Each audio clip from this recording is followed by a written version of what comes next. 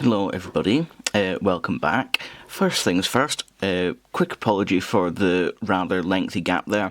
I was very busy with work and exams and assessments and the paperwork involved with getting fully qualified, so I was busy dealing with that.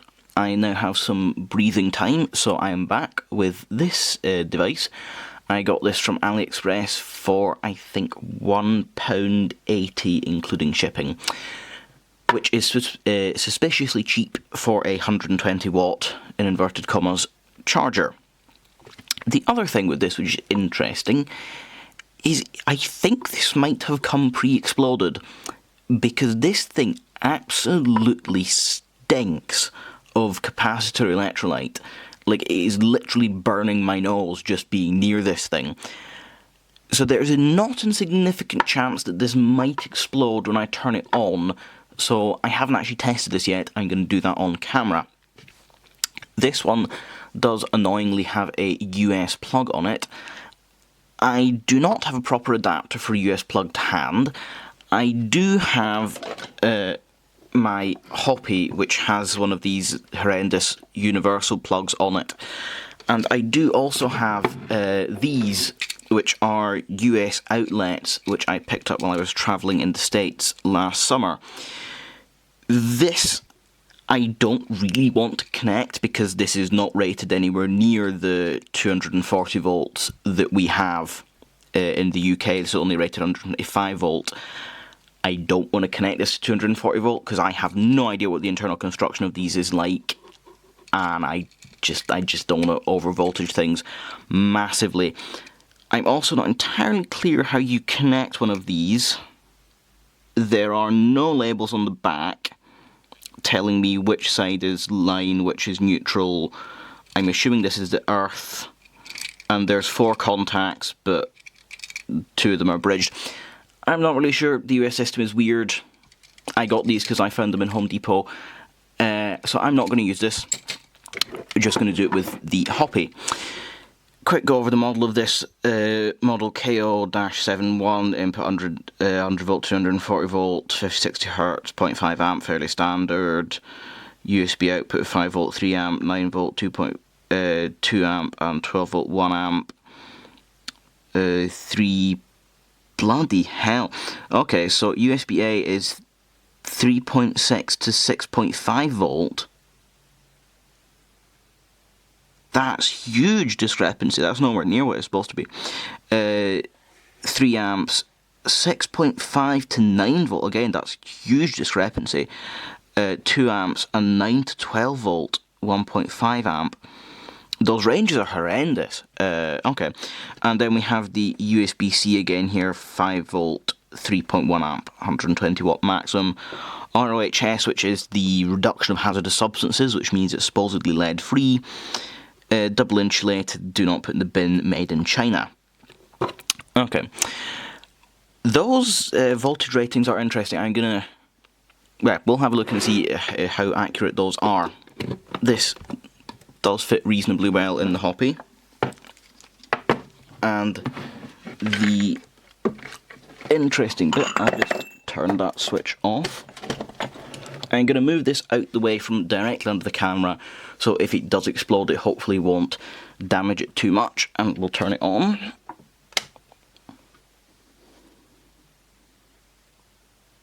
Nothing. Okay. That was anticlimactic. Anyway, USB tester. We'll plug that in. So you can see our 247-ish volts, which is why I was a bit reluctant. Here we go, 5 volt, pretty much on the nose. I'll stick my test load in, drawing 2 amps, and it's still holding fine. Wrong way, we'll turn that up. Okay, there we go, so it's dropping off. So this can supply 2 amps out of that port. The other port, can it supply any more? No. I suspect that these are probably all going to be paralleled. 1 second, I'm going to get a USB-C cable so I can test if these are paralleled or not. 1 moment. So I have my USB-C meter, which I just got, my USB-C cable. I'll plug this into the test load now. Interestingly, I can already tell you this is not power delivery, because it has initialized and there is voltage on the port with no load connected to the end of it. That would not normally happen on an actual PD port because it doesn't provide any power until it has confirmation there's a load connected to it. So either the CC resistors, which will show it's a dumb device to just give it 5 volt, or power delivery communication. So this is not power delivery, I don't even need to test that. But anyway, we will plug this into the test load. And I don't know, can you read the screen on the tester? It's quite dim, but it says we are 5.1 volt, 2 amps. I will turn this up. And the voltage is dropping off at 2 amps. So this is a 2 amp power supply and it is not power delivery. Okay, I am going to do a load test on this actually. I think I'm going to leave it running at 2 amps and see what happens. Just out of interest, the other things on this here, if I crank the load back up again to full, there we go, that's 1.7 amp, 1.8 amp, 1.9 amp, and 2 amps. It is drawing 0.1 amp off the mains, a power of 14 watt, it's outputting 10.5 watt, so loss of about 4 watt in the charger. A power factor of 0.5, which is fairly reasonable for a switch mode power supply, not amazing. Yeah, I'm going to leave this on load for a while and we'll just see if it gets really hot or if it dies, and I will update you in a minute. So I have let that run for probably about 45 minutes-ish, nothing happened. It's just got mildly warm to the touch. No smoke, no fire, nothing broke, and the current capacity has not gone down. Out of interest, I did try a couple of things just to be absolutely sure I'm right about the power delivery thing. I connected it to a power delivery trigger module and nothing, no voltage change, so it definitely can't do voltage change. I have also tried connecting 2 loads in parallel on both the C ports, the A ports, and a combination of the C and A ports, and you cannot draw more than 2 amps combined total from any one of the ports on here before the voltage will fall down, so I am almost certain these are in parallel. Now, to open this up, I am assuming that this bottom bit is going to click out, although I can't get my nail into the gap beside it. So we can try with a knife and see if I can... Oh, there we go. We're in. Oh, that was easy. It would appear that it's glued. Okay. Anyway, with that out, I don't know if you can see... Oh, would you look at that? We have a weight. First time I've come across one of those. I'm rather pleased. I was always wanted to find a weight. I have another charger. Oh god, the smell's getting worse. Ugh, I just got a whiff of it. But I was just saying, I have another charger, which I'm almost certain has a much larger weight in it. Let's see, it says FE5, so I'm assuming that's a 5 gram weight. Can I get it out? Here we go. 5 gram weight. Board, I'm going to just quickly bridge out that capacitor. Where is it? There it is. Yeah, safe. Right, let's have a look. We have a transformer, primary smoothing capacitor, flyback capacitor, secondary smoothing capacitor, interference suppression capacitor.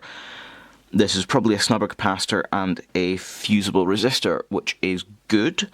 On the bottom side we have a full bridge rectifier, a control chip. This is probably a synchronous rectifier, and predictably, we have all of these in parallel with each other. There is a space here for a chip which will do the communication, but it's not fitted. I am not particularly surprised by that.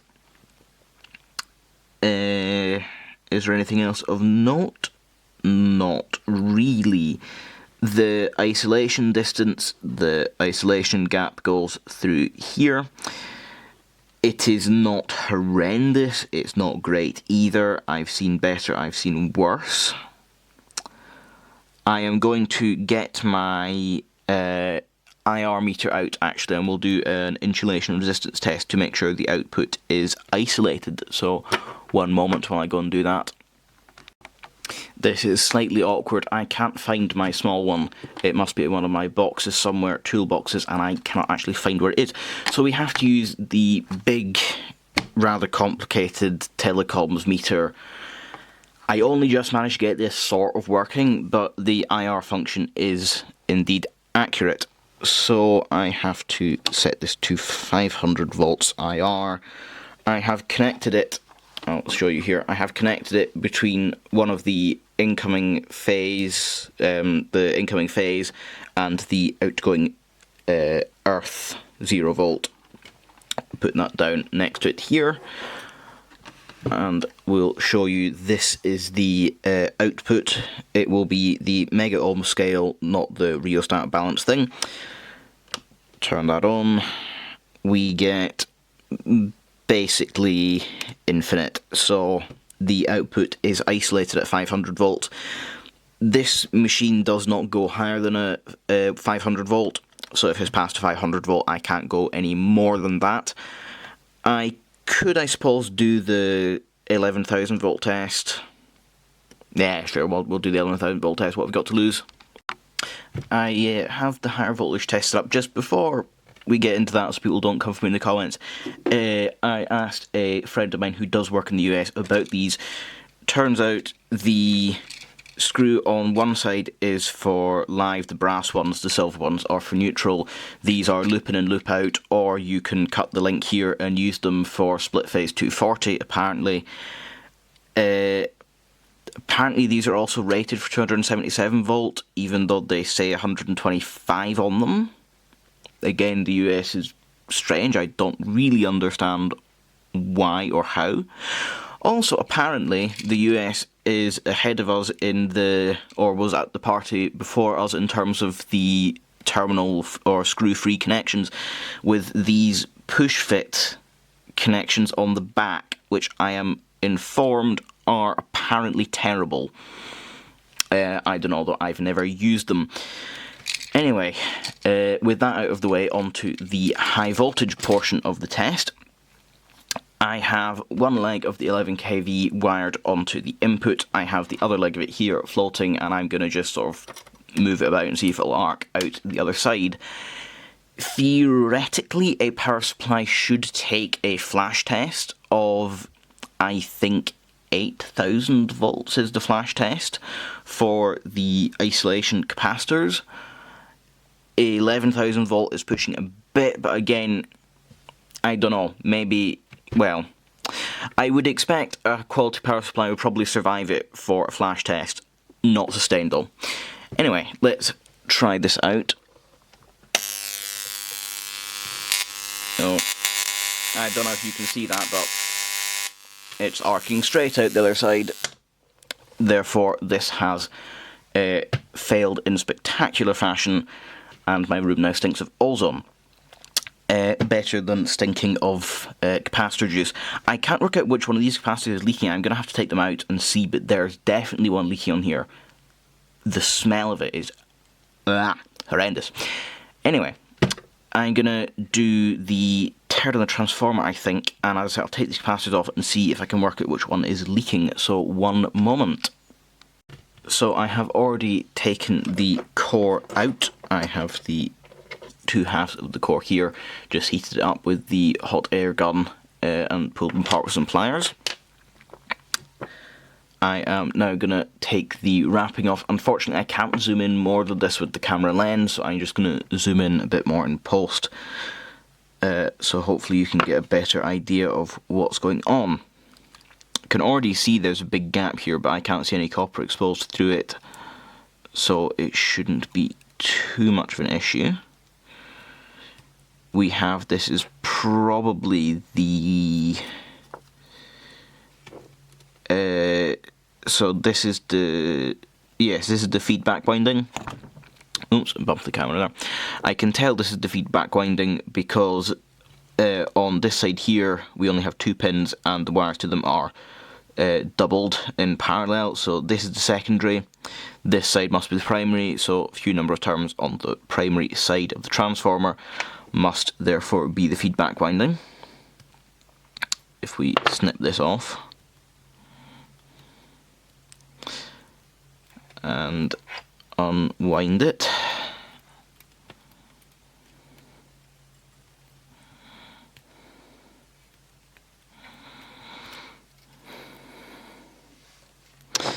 there are no apparent gaps under here, so we'll see if we can get this tape off.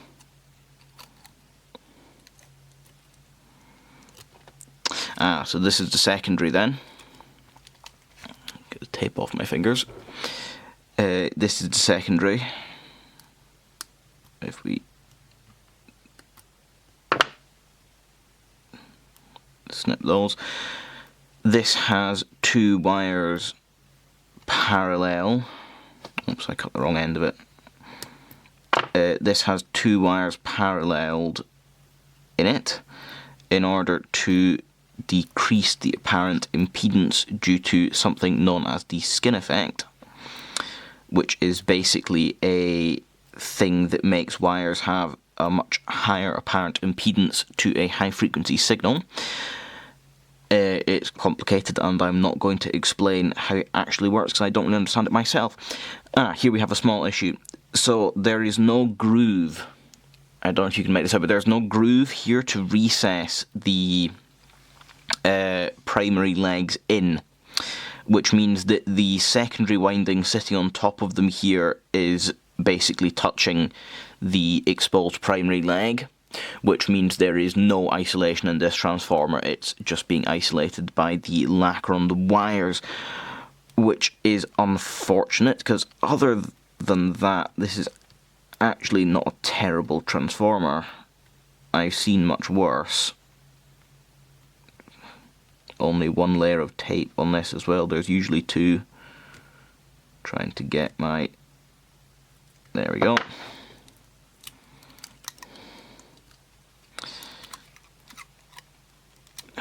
And we have underneath that the primary winding, which I am not going to take off because there is no point. I know there's nothing underneath it.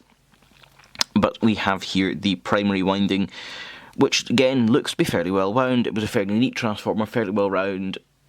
The thing that has ruined it is the fact that there are no grooves for these legs of the primary to sit in, which is really unfortunate because this was by no means a terrible power supply. The interference capacitor in this is not appropriately rated, but it is at least a ceramic capacitor, which is the correct genre of capacitor, but it is not 8 kV rated, it's only 1 kV rated. Isolation distance on the board is not horrendous, but it's not great either. It should be much larger than that. As I said, the transformer, though sitting there, there's no isolation, so it's not too great. I think we should just go into a bit of sum up here. I might check quickly what the driver chip actually is, just out of interest, and I'll get back to you with that in a second. So to sum this up, what we have is a pretty decent 2 amp USB charger. The rating is fake, the power delivery is fake, it can't change its voltages, the transformer isolation is, well, non-existent because it's the lacquer on the wires only. Other than that, as I say, not a horrendous design. The isolation on the board is not amazing, could be better, but it's far from the worst that I've seen. It does actually have a fuse, it has an at least approximately correct interference capacitor, even though it is only rated 1 kV, not properly class Y suppression capacitor. It even has a snubber capacitor on the flyback in order to protect the switching transistor in the chip. I have looked up the chip. It is a, let me just get the part number of my thing here. It is an FM3783HA, manufactured by the Shenzhen Fine Mad Electronics Group Corporation Limited, according to the datasheet here. It is a... this datasheet is all in Chinese. It is a 2.1 amp 5 volt switch mode power supply driver, which is pretty much exactly what I thought it was, about 2 amps output. So that is indeed what this actually is. It's 2 amp power supply, input voltage of 90 volts to 265 volts AC, which again makes sense. Everything here is pretty standard. Yep, it is basically just a normal 2 amp, fairly decent power supply.